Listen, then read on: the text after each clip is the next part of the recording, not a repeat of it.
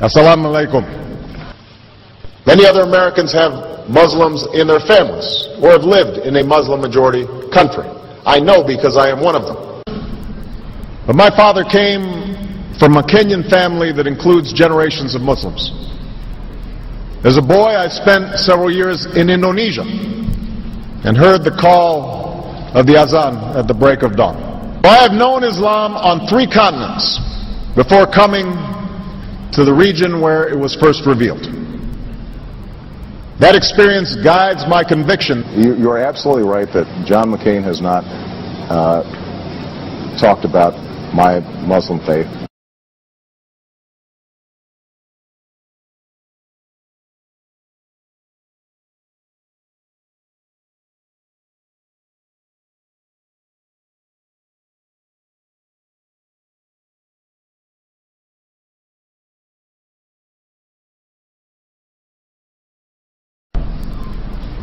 As the Holy Koran tells us, the Holy Koran teaches that, the Holy Koran tells us, and the Holy Koran also says,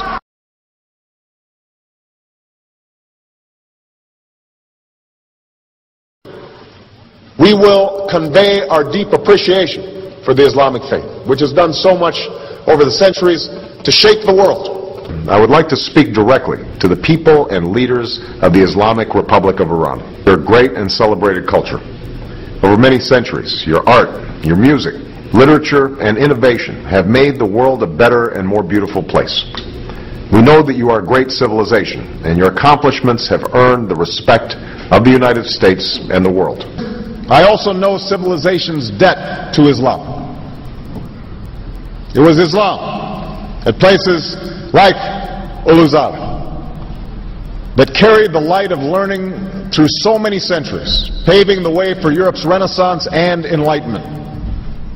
It was innovation in Muslim communities that developed the order of algebra, our magnetic compass and tools of navigation, our mastery of pens and printing, our understanding of how disease spreads and how it can be healed.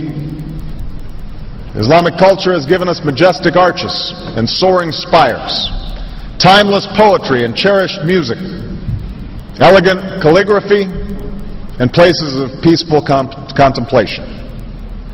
They have fought in our wars, they have served in our government, they have stood for civil rights, they have started businesses, they have taught at our universities, they've excelled in our sports arenas, they've won Nobel Prizes, built our tallest building, and lit the Olympic torch. And when the first Muslim American was recently elected to Congress, he took the oath to defend our Constitution using the same Holy Koran. In ancient times and in our times, Muslim communities have been at the forefront of innovation and education.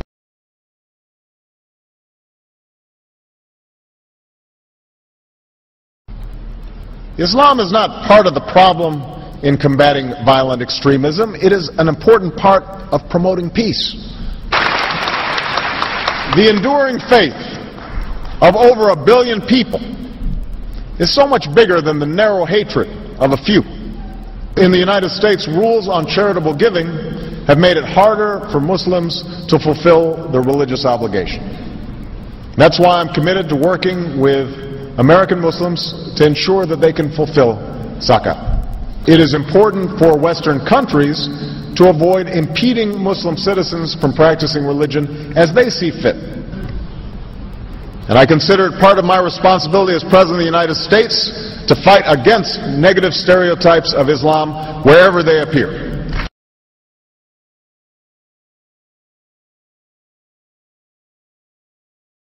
We are no longer a Christian nation.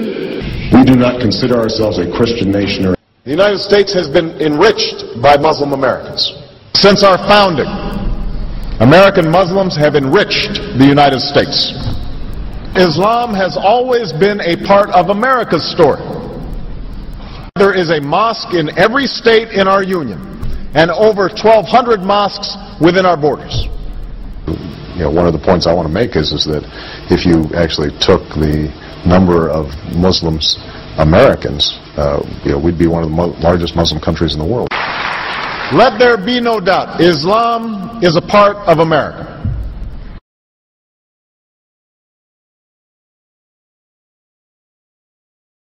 he did bow to the Muslim king, while he did not do it to the British Queen of England. And by bowing, he showed the world that I am subservient. I do bow down to you as a Muslim king, something no other president has done with Saudi Arabia. The Saudi king is his peer. He is not his subordinate in order to bow for him, and this is exactly what Obama did. Usually it is out of respect that someone would nod his head when bowing to royalty, and the ladies will give curtsy. But Obama went beyond what is required as a head of state and bowed to the Saudi king, and that's unacceptable.